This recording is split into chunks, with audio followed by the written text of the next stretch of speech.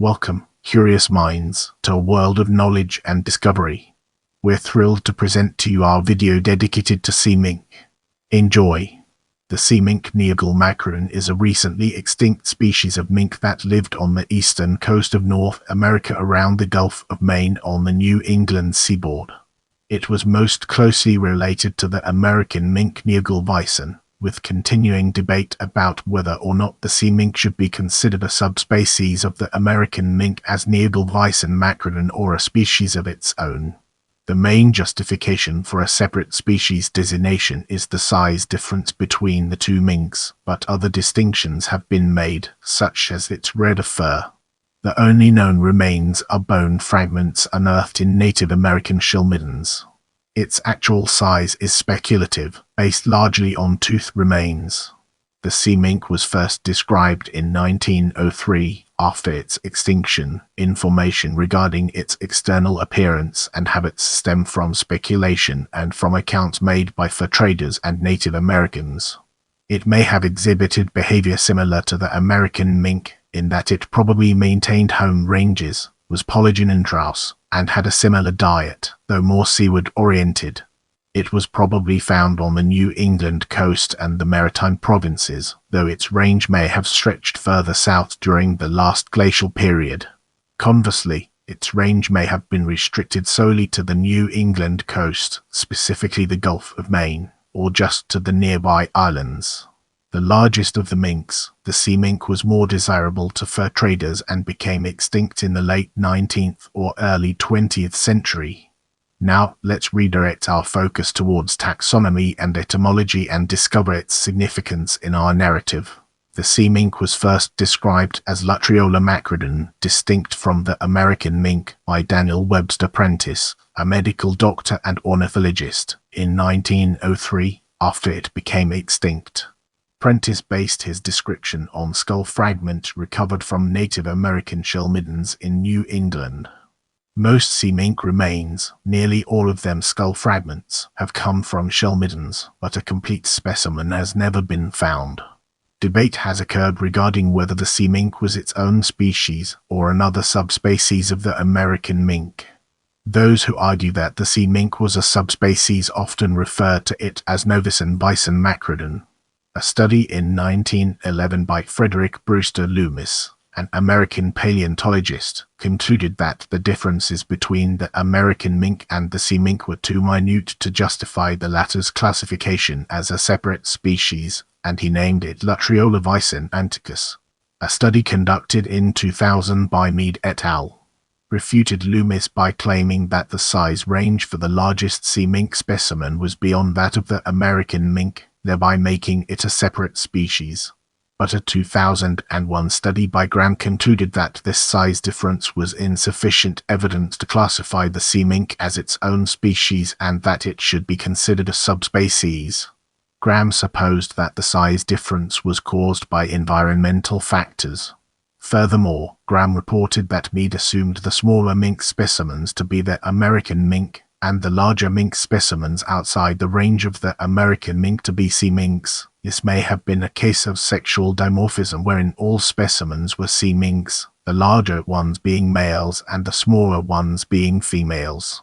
A 2007 study compared the dental makeup of the sea mink to the American mink and concluded that they were distinct enough to be considered two separate species.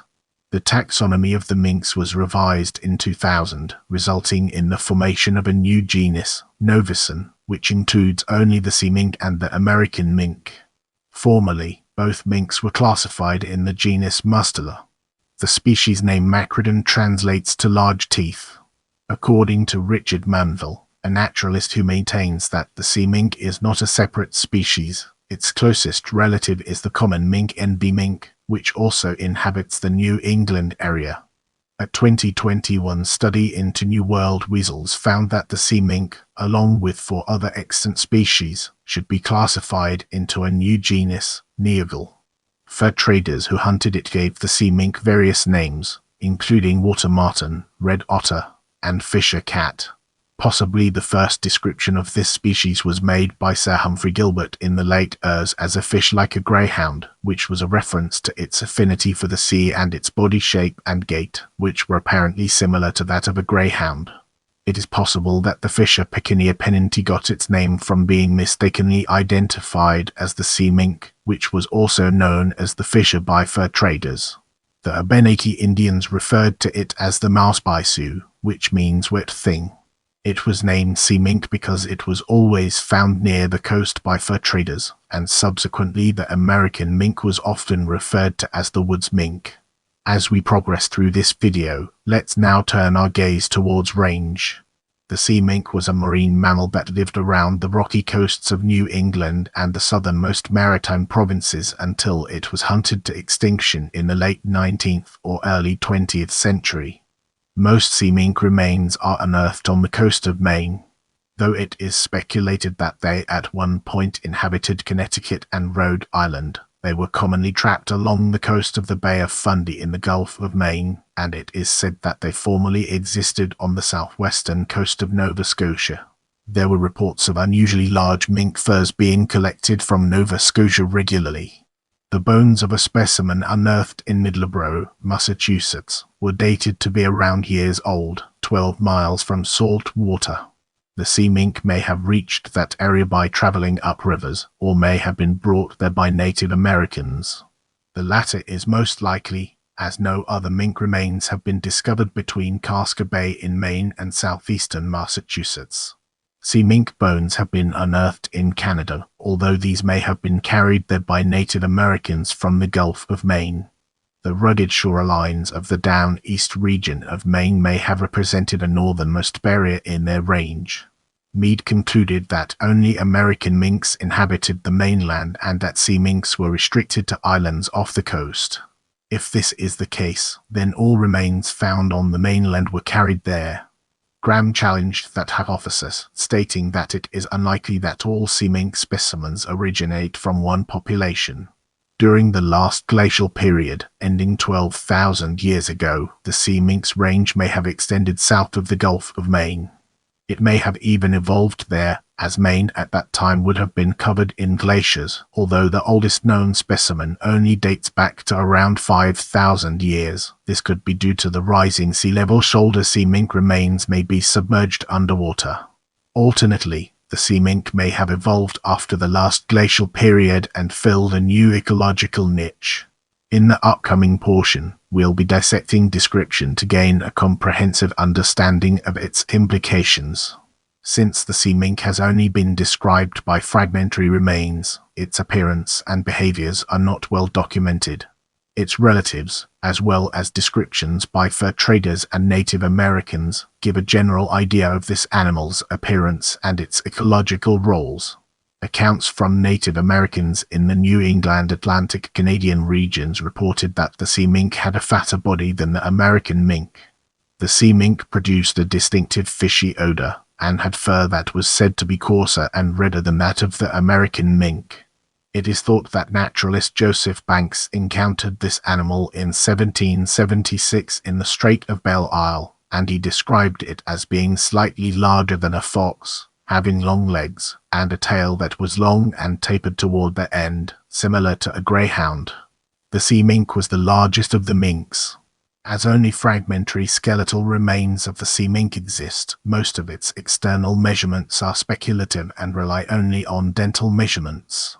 In 1929, Annis Thompson Seton, a wildlife artist, concluded that the probable dimensions for this animal are 91.4 centimeters from head to tail, with the tail being 25.4 centimeters longitude. A possible mounted sea mink specimen collected in 1894 in Connecticut measured 72 centimeters from head to tail, and the tail was 25.4 centimeters in length. A 1966 study found this to be either a large American mink or possibly a hybrid. The specimen was described as having coarse fur that was reddish-tan in color, though much of it was likely faded from age.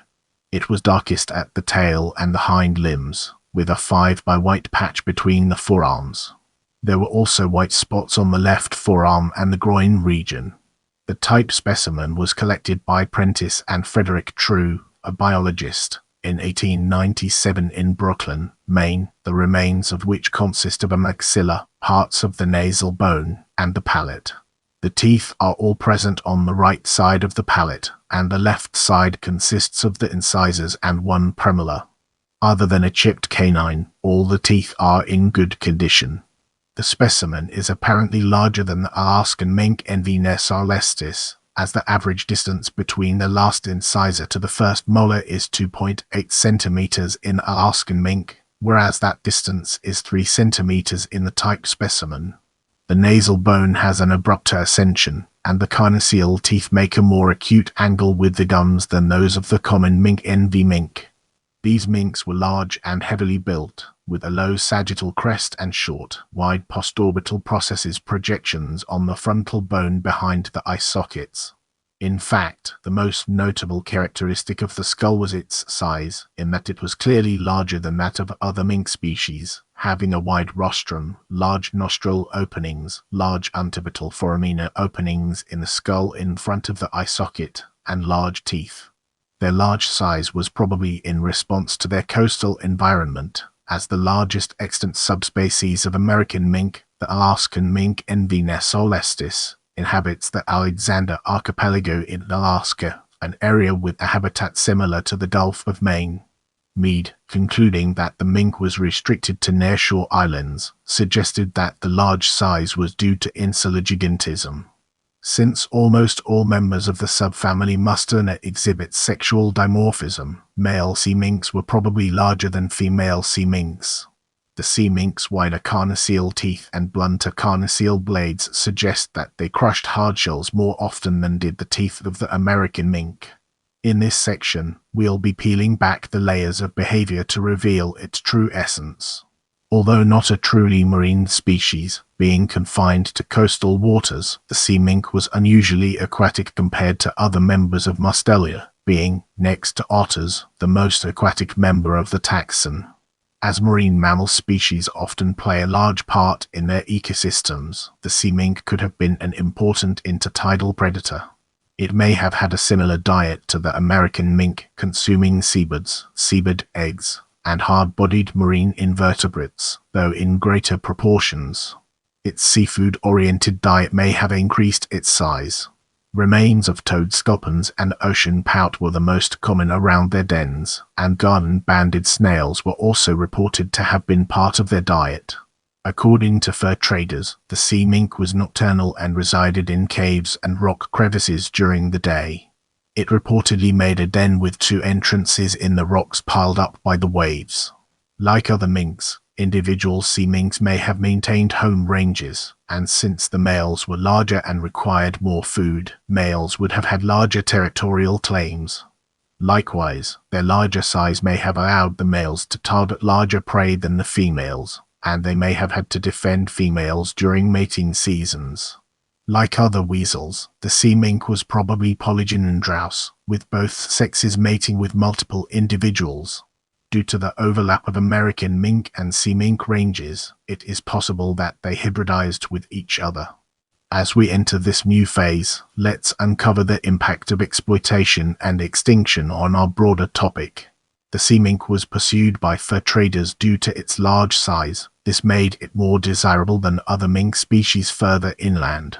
The unregulated fur trade eventually led to its extinction, which is thought to have occurred between 1860 and 1920. The sea mink was seldom sighted after 1860. The last 2 recorded kills of a sea mink were made in Maine in 1880 near Jonesboro, Maine, and Campobello Island, New Brunswick, in 1894, although the 1894 kill is speculated to be of large American minks. Fur traders made traps to catch sea minks and also pursued them with dogs, although they were rarely trapped. If a sea mink escaped into a small hole on the rocky ledges, it was dug out by hunters using shovels and crowbars. If it was out of reach of the hunters, it was shot and then retrieved using an iron rod with a screw on the far end. If it was hiding, it was smoked out and suffocated. The mink's nocturnal behavior may have been caused from pressure by fur traders who hunted them in daylight. Since the remains of brain cases found in shell middens are broken and many of the bones found exhibit cut marks, it is assumed that the sea mink was hunted by Native Americans for food, and possibly for exchange and ceremonial purposes. One study looking at the remains in shell middens in Penobscot Bay reported that sea mink craniums were intact, more so than that of other animals found, implying that they were specifically placed there. Males were more often collected than females. If you want to see more videos like this, make sure to subscribe and turn on notifications.